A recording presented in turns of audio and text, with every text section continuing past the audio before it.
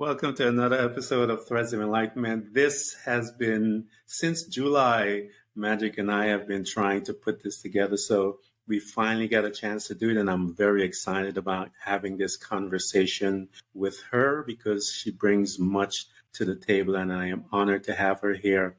But first, I want to say a couple of things that I deem very important to my guests as they show up. And it's their time. And Magic and I understand about time. And so it is a precious commodity. And I want to thank Magic for coming and sharing some of this precious commodity with us. The other is her journey, because in that journey, it housed much pain, gratitude, strength, overcoming. All of those things are there. It was who she was that made her who she is. And so I want to thank her for coming and sharing this story with us. Magic, welcome to Threads of Enlightenment. So much. Glad finally. Excellent. Tell them what you have created so much so far. And I know that you have done so much and you have so much. I want you to tell them about the services that you have because of your journey and make them aware of it, because our goal is to point them to those services so that they can apply and get into your space so that they can learn and be moved and changed as a result. Go ahead. So I'm part of a practice and we are based in Australia, but we service all around the world. And our practitioners, including myself, have had battles with cancer, Lyme disease, hypoxia, coronary heart disease, diabetes. We've got a couple of Hashimoto sufferers on the team. Wow. And, we've all had some sort of chronic illness expression. And that's what's driven me to band these practitioners together and provide services that are holistic. So we treat with holism, not reductionism. So we don't chase symptoms. We don't look at one part of the body. So Hashimoto's, for example, we don't just look at thyroid health. We look at everything in the body and how everything's working together, because that's something that us as practitioners, when we were battling with our illnesses, didn't see. We didn't get. People were treating symptoms, we're chasing one thing at a time in a very reductionist manner, and that's not how life works. We use the physical, we use the emotional, we use the spiritual. So we really treat, like I said, the whole person, the whole mind, the whole body, the whole soul, all at once. And I know that can sound a little bit like woo-woo in the medical fields, but really that's what traditional doctors used to do. And I need to say that the word doctor was copyrighted. It was, I guess, trademarked, for want of a better word, back after the Spanish flu. In the early 1920s, the Royal College of Surgeons actually trademarked the word doctor. What it used to mean was teacher. So in Latin, where the word doctor originated, it meant teacher. And it was your doctor would teach you about how your body works, teach you how the things that you think, that you feel, your energies, your vibrations, your frequencies, everything, teach you how that all ties in to prevent dis-ease or discomfort, or what we now know as chronic illness. So that's kind of, in a snapshot, what we do. That's good work. I know I am coming from the healthcare piece, if you will, and I believe that with the entrance of the pharma companies, a lot of the physician and that partnership got a little corrupted, and the medical aspect of it moved away from its purpose. I absolutely believe that, Magic, because as you state, the physician is one that is a teacher and educator, and he or she handled the individual, meaning spirit, soul, and body. They would ask you everything about how was church, how are you doing with that, how is this, and all of that encompass your treatment, if you will, because I came from, quote unquote, a third world country, and we're in a country, and the physicians used to come to our homes and talk to us. So I'm familiar with some of the behavior of medicine outside of Western civilization, if you will. And it is an honor to have someone that is going back, if you will, to the original blueprint as to how it is supposed to be dealing with, because the chronic diseases amongst the world today, diabetes, high blood pressure, all of these things is not just a physical aspect. There's other pieces to that. I'm bringing that conversation where you need to change the lifestyle, all of it. Meditation comes into managing your disease and all these different things. So I'm excited about this. But I want to talk a little about you, Manjay, because you are now, this is a beautiful picture that you painted as to where you are, and but I want to know how you got there. Talk to us about your upbringing. This is where I believe I call it the lab magic, where we are first put into a situation, and we have a couple of entities that are vying for your attention and my attention to begin to program us. We have our family, we have religion, we have education, society as a whole. We have all of these entities that are trying to tell us how we ought to believe, how we ought to think. And I personally believe that the invisible fence by which they keep you and I in is called normal. And those that step beyond that fence are ostracized and called all kinds of things. But talk to us about your personal journey. How was your family unit and that upbringing? How did it begin to mold you as an individual? Yeah, look, my family unit was very fragmented. And I guess the people that had the most influence on my life were in a tug of war with each other. So I had my beautiful maternal grandparents. My maternal grandfather was an alchemist. He was an original pharmacist. So in that he looked at herbs, he looked at foods, he looked at everything before he compounded a medicine. Okay. His wife, my nana, my maternal grandmother, would, I'd come in with a scraped knee and she would say, let's go into the garden. And she only had like a little kitchen garden. And she'd say, now we need to pick this and we need to put that on that. And then we're just going to rinse it off with some salt water and you'll be fine. No Band-Aids, no painkillers, no mercurochrome back then. Like none of that. It was herbs, water, salt, go outside, get some air to it, you'll be fine. So they really gave me this grounding into what the earth can provide. Now then there was my auntie on my mother's side, and she wasn't a well lady. She was a very loving lady. She was my godmother. She was married to a doctor, I guess dictated to by Big Pharma. And so she was on multiple medications. Anything was ever wrong, her husband would put her on a medication. But the influence she had on my life was I would go and visit her and she would say, not how are you? What have you been doing? She'd come up, she'd put her hands on my shoulders. Are you happy? Mm-hmm. Because that's something she seeked. And all she wanted from me was to be happy, whatever that meant to me. So that was our connection. And even till her passing, she would say, are you happy? Like, chase your happiness. That's what I want for you. So they were the main influences in my life. I also had my paternal grandmother who, came from poverty, from Ireland, and she lost her husband, due to World War II. And so she would say to me, be you. Doesn't matter who everyone else is, just be you. So, these people were around in my early years. Unfortunately, in my teens, they had all crossed over and I was kind of without them. Then there was my mother and my father. My father's way of dealing with anything in life, be it illness, be it unhappiness, be it lack of joy, lack of sense of self, was to drink and smoke. So he was an addictive type person. So there was no raising there from him. And my mother, her passion is to hate my father. So, she wasn't a hands-on mum. I know she thinks she was, but she really wasn't. And her whole thing is what's in it for me. And understanding these personalities, I'm not putting them down at all, but understanding what they are, what they were, one of them continues to be, is very important, because what I learned from that was I am me. I need to seek happiness for me, not for other people.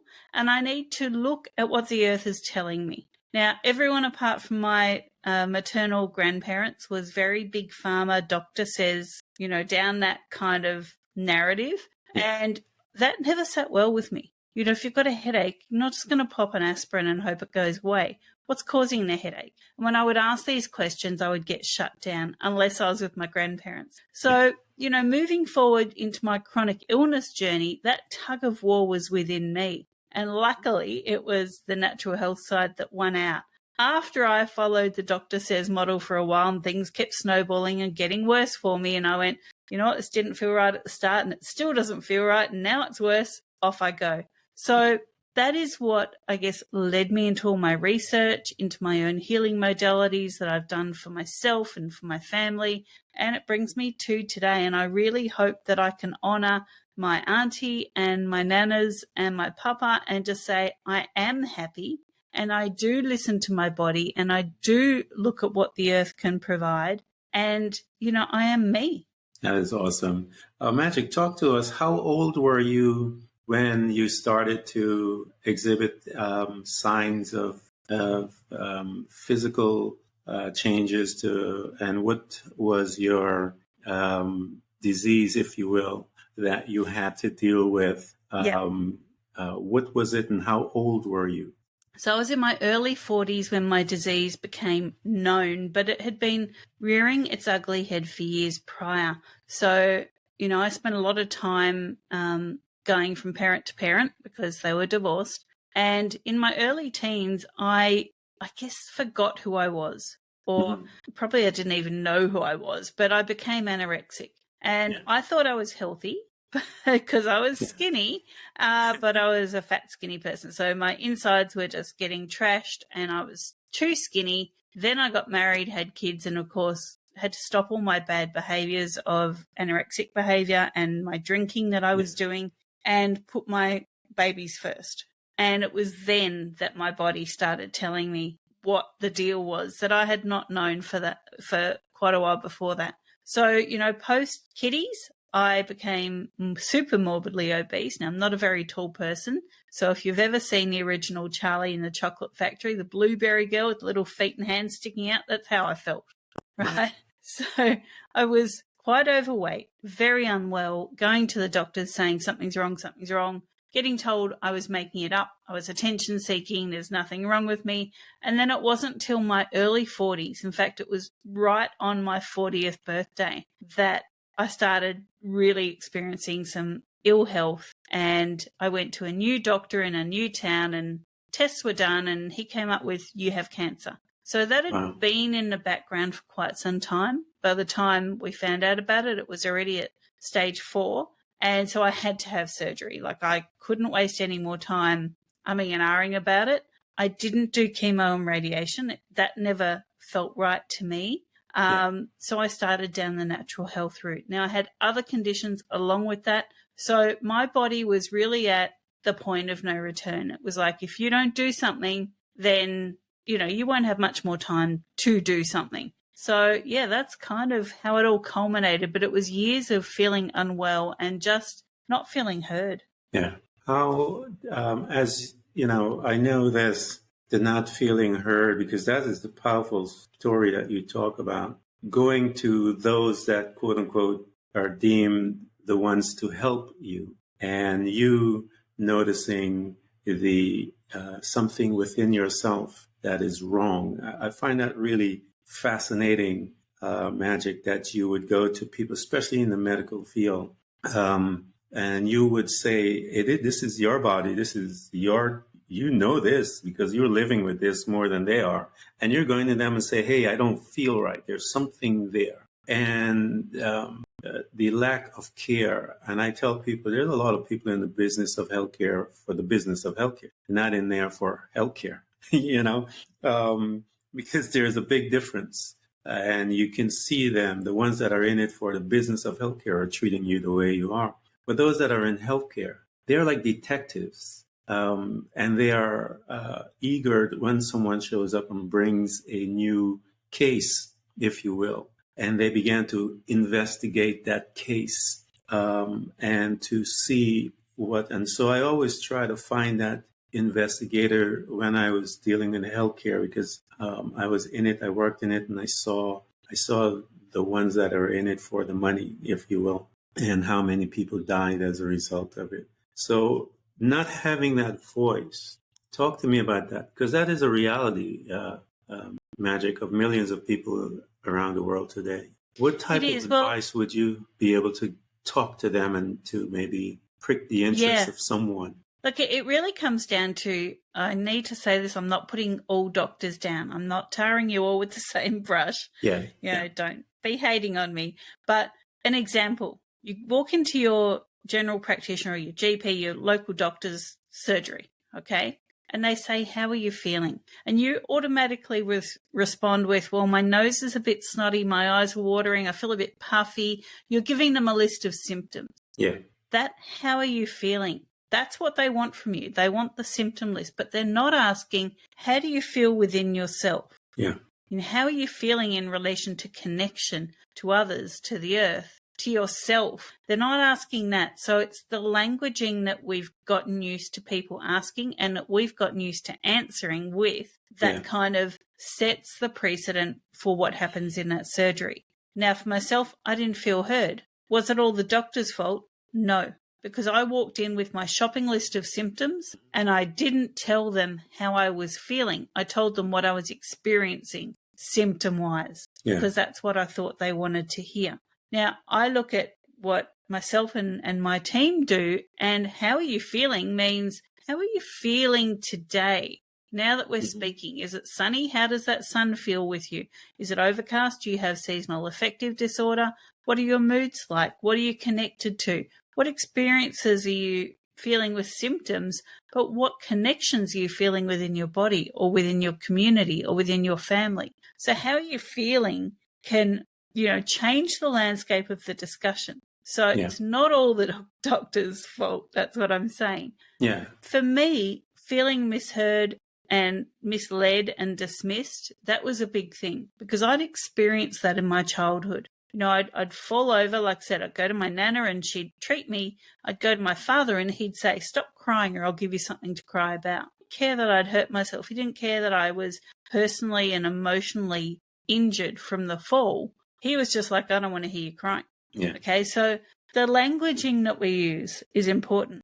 Feeling dismissed can be a trigger. It can be a trigger from childhood. It can be a trauma. It can be a new trauma. So when your doctor or your professional that you're seeing, you feel like they're dismissing you or not hearing you, you have every right to say, hey, you need to listen to me. This is what's going on. I am paying you, or my government is paying you depending on what country you're in, but I am paying you to listen to me. I'm not paying you to look at your phone or write notes, saying I'm a nutcase or whatever. I'm paying you to hear me. And if I can't pay you to hear me, I'll pay someone else to hear me. Yeah. So I think that's some very important distinctions to be made. We see that modern medicine is so linked to big pharma.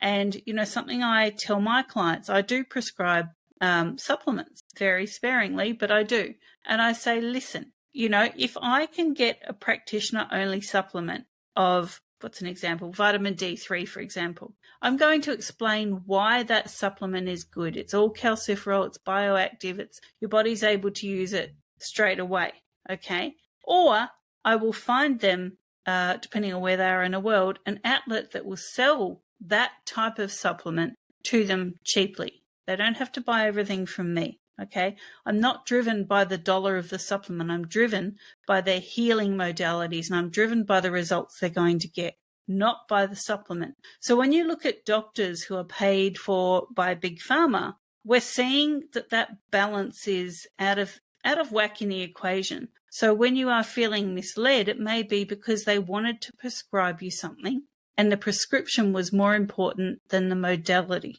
Yeah. And I think that balance kind of needs to be looked at in anything. I see it with naturopaths. I see it with some functional medicine doctors. I'm not saying we're perfect because we're by no means perfect. But, you really, as a client, you have to look at, what is the dollar driving? Is it driving the healing modalities or is it driving the stuff that they want me to buy? And, it probably sounds a bit political and a bit blaming and, all that kind of thing, but it's really not. I think when your practitioner is fully invested with their mind and their time in your case, being that detective, that's great. But when they're fully invested in how much can I make on the add-ons, that's not so great. Yeah, I've seen both because, again, I've been in there and I understand the mentality of both.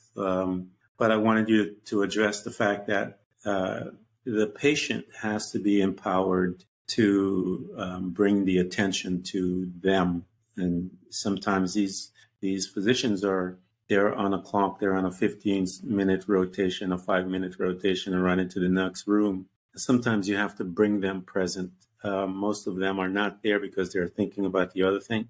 And so you have to bring them in and say, wait a minute, and once you do that, then you can have an honest conversation where they're actually paying attention to you and listening to your need. And then again, you will find out who is governed by, as you dictated, which fence are they on. It's easy to find out. You'll see. So here you are. You've gotten your family. You're locating. You're in your 40s. You're beginning to see the crisis that took place. You're in surgery. You're out. Talk to me as to when you came out of that, and now you're facing this world with the reality of this new part of your life. How did you look at yourself, Magic, and how did you perceive your future with all of this information? Because you still have your kids. How did you manage yourself there? Yeah, look, the first thing I noticed and I had to address was I'd lost my sense of self. So I had to work out, what did I stand for? What were my golden values? What were my shadow values? What was driving me? What were my, I guess there's a phrase here in Australia, what's the hill you're going to die on? And mine was my kids, my family. Like, I will defend them with my last breath. Yeah. I'm going to be there. They are my ultimate hill to die on. So, yeah. I really had to learn what I was, what I meant, where my place was in my communities, where my place was in my family. And a lot of that, I guess, was lost. So prior to this monumental time in my life, I would go on a plane with my kids, for example. And, the stewardess is talking about when the mask comes down, you put it on yourself before you put it on the kids. And that would actually make me angry. Yeah. I would get enraged and I'd be like, no way in hell. I'm putting it on my kids. They are the most important thing. And it wasn't until I nearly lost my life from the cancer and the other conditions that I had that kind of moment. And I went, I get it now. If I don't put the mask on me, I can't help the kids. So, this was probably one of the biggest learnings of I matter. I come first because these people depend on me. And if I don't put myself first, I can't serve them. So that was a really big learning point in my life. Talk to us about that particular journey right there. Because, we have a tendency where we would gloss it over quickly. But that space right there, Magic, that's what we're talking about. That's where you begin to identify who you are, your weaknesses, your strength, and in many cases we don't know who the heck we are. And so we are on this beginning of this journey now, and I call it that's where that same space that you just mentioned, Magic, is what I call the beginning of our enlightenment. And enlightenment to me means that you and I have the opportunity to become better students of ourselves. As we begin to learn about who we are, I believe enlightenment comes in, the realization, like you receive that enlightenment. I understand the principle by which I need to put on the mask first and what it does. And so right as you were there and you talked to us, because this aspect of loving the self is a powerful piece, because a lot of people, the reason why they are where they are is because they haven't started to love themselves. Talk to us about that journey, Magic. What did you recognize, those thought patterns that you allow to give permission become monsters? How did you begin to deal with some of those? Yeah, look, some of the thought patterns that I identified at that time that were going on in my mind was, I need to be quiet, I need to be seen but not heard, I need to be of service to other people. Certainly for my kids, it was my kids come first. So if I don't eat because we just separated from their father and gone through a nasty divorce and, times were tight. If I don't eat, that's okay. As long as they have full bellies, that's what matters. Or if I don't sleep, that's okay. As long as they're sleeping well, that's all that matters. And, that was a big period in that time period of my life. But a lot of learnings coming with, okay, I need to sleep so I can support them so that I'm healthier, so I can support their health and their mindset and their personal growth. But in order to do that, I need to know what health, mindset, and personal growth are for me, because I need to be a good role model. So it comes back to me. You know, things like I need to look at my own health and not just be, you know, fixing things that are going wrong as they're happening, but I need to treat the terrain of my body and the terrain of my mind. And I need to now teach that to these two kids. So that was a real turning point. And, you know, it was a point where I guess I had to look back on my life right up to, you know, in my 40s where I was at the time, and just go, I've never done things for me. Yeah. This was a big thing. I was always taught, you know, be seen, don't be heard. Ladies don't talk up, they don't speak up. You know, again, be in the background, be a wife, be a mother, but don't be a woman. You know, just be of service to others. And, you know, I had a whole issue with my parents. It was be my father's daughter, but secretly so that my mother doesn't find out, and then be my mother's daughter secretly so my father doesn't find out, and be a younger sister to my big brother, support him in what he needs. Never once was it, you know, addressed that maybe my brother could support what I need. It was never a two-way street. So I looked back on 40 odd years of you don't matter. And then I looked at where I was and I went, but I do. And that's great. Now I can do things for me. And that is actually vitally important, not just for me, but the people around me. What did you do, some of those things that you did for you that helped you heal as you began to notice those things as they were coming up, dealing with the memory and looking at your parents and how you managed that relationship? What were some of those personal things that you did for yourself in order for you to heal? Yeah, look, one thing I did was I raised money to go to Bali for 7 days. And it wasn't a holiday, it was a health retreat. And it was the first time I'd been away from my kids. Like they'd been, you know, at Nana's for one night or a friend's for one night, but I'd never been away from them for a whole week, certainly not in a completely different country. So for me, it was, I need to do this. I need to give myself that time, that space, that investment of, you know, emotion and feeling and time and love and health and, you know, be immersed in healthy foods. It was actually a fasting retreat, juice fast retreat. So I was able to really take a week to reset myself. And, you know, just a funny story, each morning we would get up and watch the sunrise, and I'd set my alarm and we'd watch the sunrise. And one day, right in the middle of the week, I'd forgotten to set my alarm. And I slept till lunchtime. And that was the first time I'd actually ever done that in my life. Because I've always been you know, the sun's up, time to get up, get on with life. And I realized I needed that. I needed that freedom to sleep in, to have that time to myself. It's something I'd never experienced in my life before, you know, without having to get up and go to a job or whatever. This was a whole day where it didn't matter. And then when I eventually joined the rest of the people on the retreat, they went, where were you? I was having a sleep. And they said, good on you. I went, hang on. So I'm not like in trouble because I missed the sunrise and I missed the morning juice and the exercises. They went, no, you did something for you. And I thought, this is so great. Here's a whole group of people that are happy for me that I had a sleep in for the first time in my life.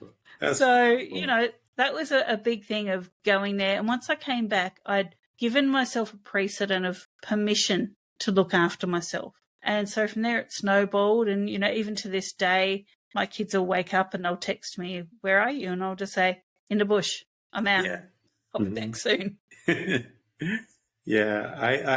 remember that the similar situation, Magic. I was always up early in the morning, and I remember I slept one time until like 9 o'clock, which to me, you know, like half of my day is waste. I'm like, the day is waste, but I couldn't. I slept, and I remember waking up and the strangeness of that, because I had never in my entire life did that, and to realize that, wait a minute, my body needed that in order for me to be able to manage myself at a more proficient way. And so, sometimes we need to have those moments where we allow ourselves to be lazy. I tell people, learn to forgive yourself, man. It's liberating. It's just one of the most powerful experiences you'll ever encounter in your life. As you begin to work and you begin to take some ownership, Magic, because it is really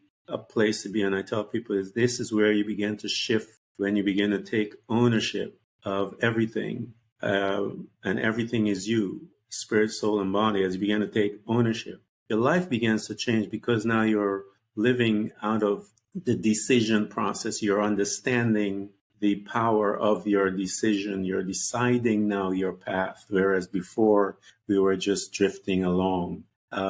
Here you are as you begin to decide your path, Magic. When you got back from your Bali experience, you began to implement those principles that you learned from there into your life. How did it make you feel once you were away from the euphoria of all of the, that beautiful place in Bali and the sunset? Now you're coming back to quote unquote reality. How did you manage yourself and sustain yourself, quote unquote, as they would tell you and I? We're back into reality. I learned to prioritize things. So, I've taught my kids this, they're now young adults and we all share a house here together. And so I've learned to prioritize things. So I'll say, okay, so the floors need to be mopped. Example, we all have floors that need mopping, right? Mm-hmm. Do they need to be mopped right now, this minute, and spotless? Mm-hmm. Or can they be mopped sometime this week? And as long as they're clean, not every single mark has to be off the floor, but as long as they're clean, is that okay? It's not a matter of, how can I do a half-assed job, as we say here in Australia. Yeah. It's more of, how can I fit this in with me? So if I'm looking at my diary going, I've got so much on with work and so much on with the kids, but I have to mop the floors. When am I going to schedule it? I better get up at 6 a.m. before everyone else and mop the floors then. Or I'll stay up till 11 p.m. after they all go to bed and mop the floors in. No, that doesn't work for me. That running on, my life needs to run task by task does not work for me anymore. And I say mopping the floors because I actually did it yesterday. So it's current in my mind. So what I did yesterday was I went up to my two boys and I say, I need you to stay in your rooms for like 5 minutes. I'm going to mop the floors. I'm going to get as much off as I can see. Certainly in the kitchen, I'll concentrate because that's where I drop things all the time. And I need you guys to stay in your rooms. But before I do that, someone needs to go pick up all the cat's toys because we have a kitten. And someone else needs to sweep. Now, when I hear that the toys have been picked up and that the broom goes back away, I'll know it's time to mop. Cool? Yeah. Okay. So it was a Sunday. Took us all day to get it done. And that's okay. Yeah.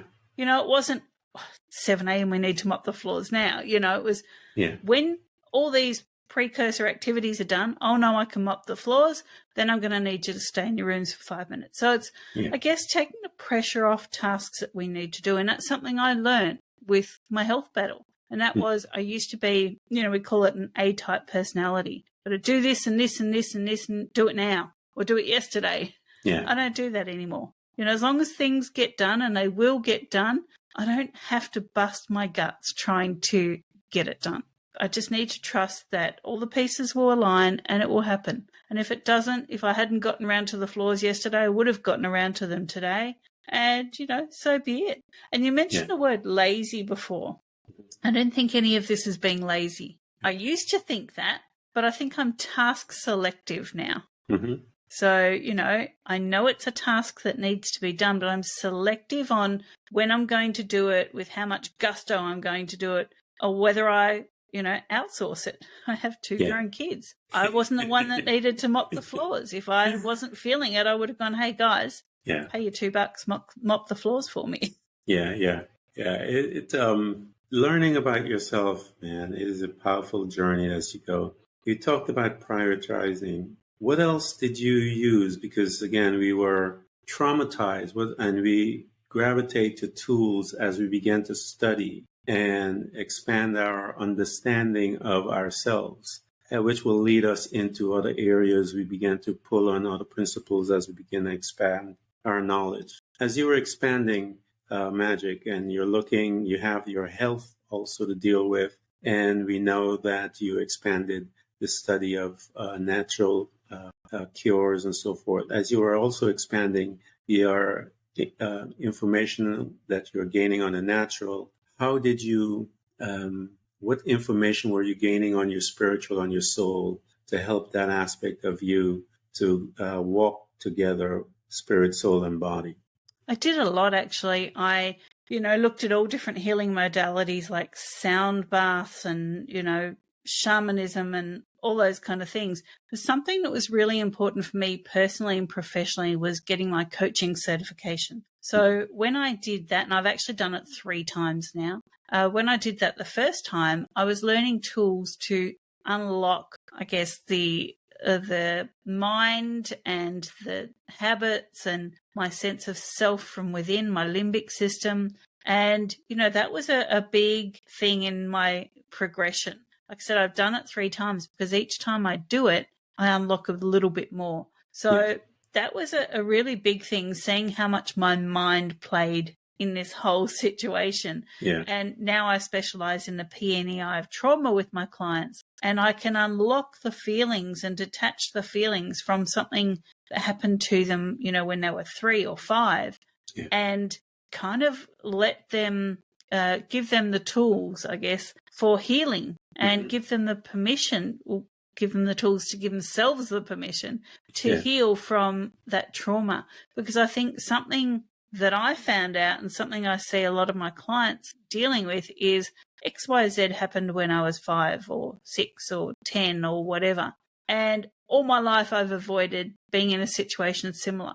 Why do we avoid these things? Because they're painful. What is the pain? What are we actually, looking at healing from here? Is it something internal? Is it something we think someone said and we've made it mean something? Like, what is the landscape there? So, my coaching certification was a really big leap forward, and I have done a whole lot of self-development courses over the years. I have to say, you never stop learning. Oh, no, I think I call it the, once you realize that you're an investigator of the self, you will never stop until you die. And I think even after you die, I think there's more investigation of the self. So I just think that once we are aware of ourselves and who we are and begin that journey, I think it's forever, because I believe that we are that we're that great, we're that deep, if you will. So as you're moving forward in your life, Magic, you're learning about yourself, you're embarking on all these studies. How did you progress into, I know you mentioned that you had clients and so forth. How did you progress to where you are today, as to how did this whole piece began to be put together? Was it there before you, or were you instrumental in help putting that vision, if you will, together to look at the holistic path versus any other path? I was instrumental in putting it together. I sat down with one of my very best friends who's also a practitioner, and I said, how do we, all the things that we've learned, how do we put these things together? How do we make it so that, we help our clients blossom as we've done over the years, but how do we make that easier for people? And so that's kind of how that developed, and our practice developed that way. I liken it to an oyster diagram. Okay, so when you're looking at clip art diagrams, things like that, smart diagrams on Word, and there's one and it's like a little circle, and then it's got a bigger circle, and then a bigger circle, and it just keeps growing. Mm-hmm. That's how I see our treatment plans. That's how I see our lives. We start with this, tiny little speck, and then we build on it and we build on it, and it just gets bigger and bigger and bigger. So that is how we built our practice and how we've built our programs for our clients. And, like I said, it's pulling all the things from everywhere that we've learned and continue to learn. Mm-hmm. And our latest addition to that is, I've been teaching my clients about removing toxins and about making sure that, if there's food shortage, and I'm not going to get into the whys or wherefores of that, but that you can provide for yourself and provide for the people that you love. And so I went and did my permaculture design certification. So now I will be talking to clients and I'll be saying, I want you to reduce the toxins, stop getting conventional fruit and veg and go organic. And they'll say, oh, organic's so expensive, I can't afford it. Grow it, do it yourself. Yeah. And I'll talk them through that. And, that's just, I guess, an extension of the things that I've learned. Yeah.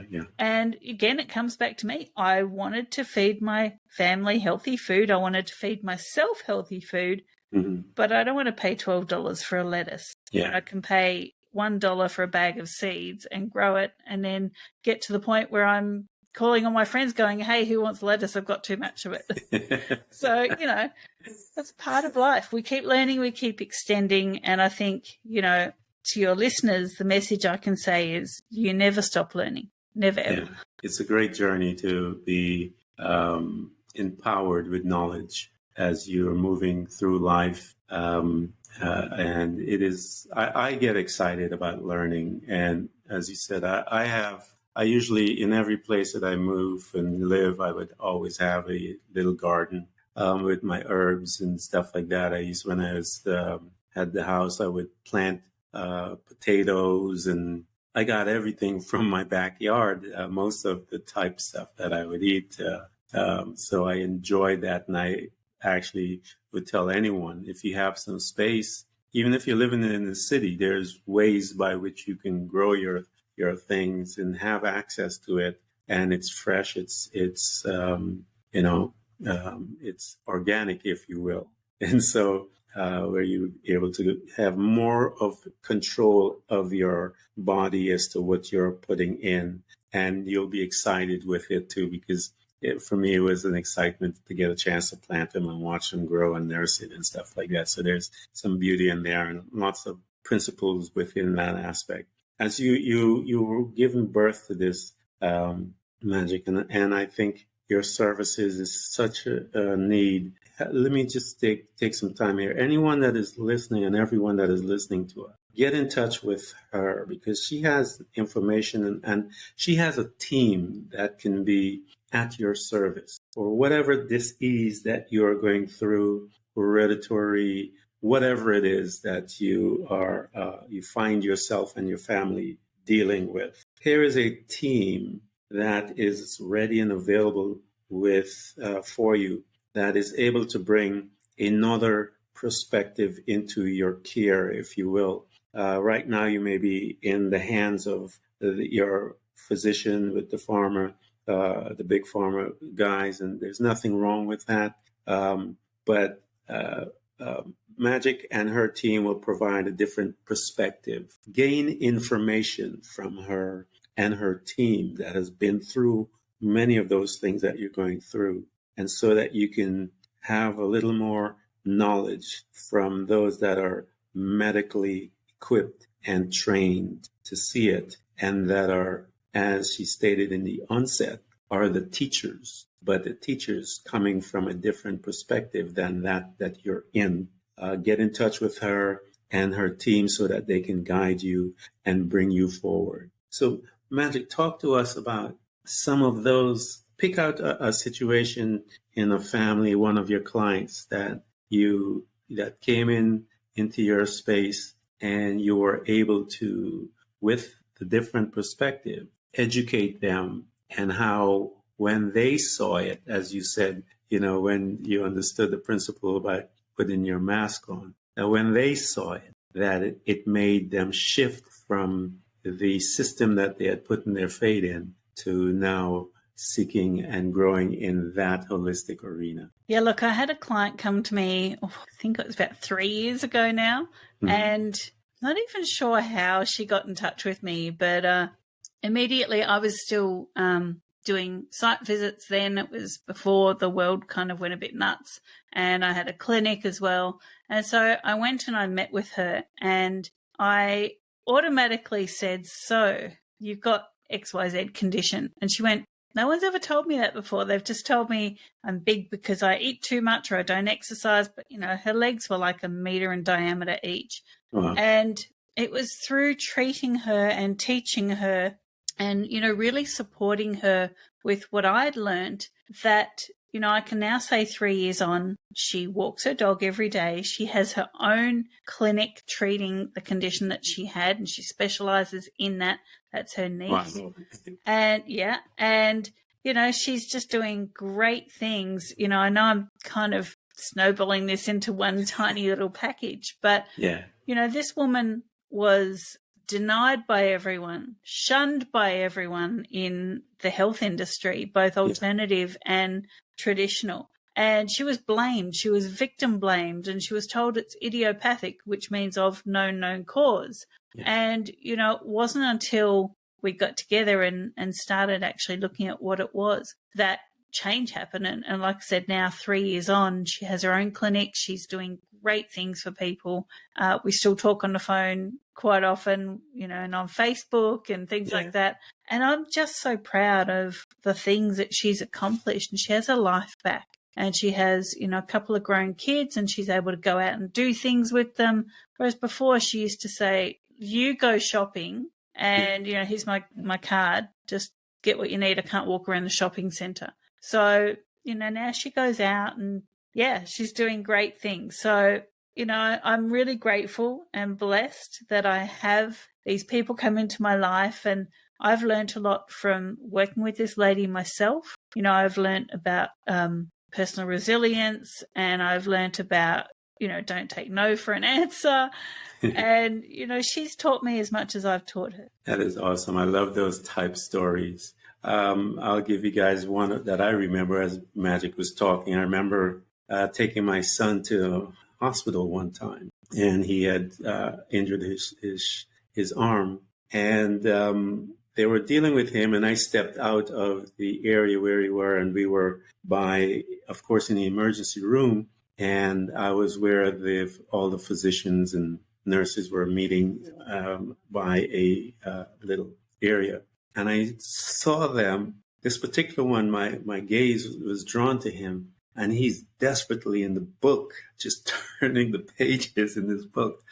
And I'm looking at him, and it dawned on me as I'm looking at this guy desperately looking into this book that, wait a minute, they don't all have the answers, because we put these guys and these, physicians or doctors, the guys and the women, we put them on a pedestal where we surrender our care to them once we walk into their space, if you will. But I like what you're doing.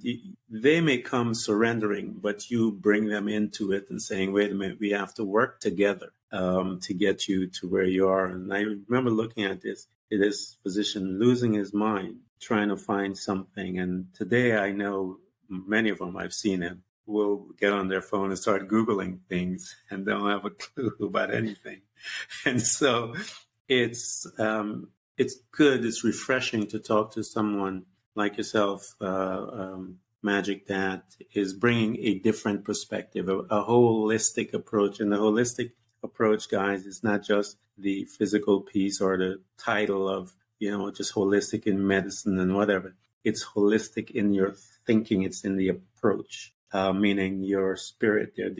Everything that you are is a part of the process of your healing. That means your soul, everything, inside out. And so, again, I've mentioned this fact that she has her team, and I admonish you guys to get in touch with Magic, get into her space so that she can bring you that other perspective, because I believe it is the right way to practice medicine. And it is a space by which she had mentioned earlier, where you get to be taught, where you get to learn the effectiveness of you in your healing. Magic, thank you so much for coming to Threads. This has been a long time in the making, and I do appreciate your wisdom, your knowledge, and I want to continue our relationship so that I can be taught how to live and manage in my life as well. Thank you so much. Thank you so much for having me, and I'm glad we finally got to have this chat.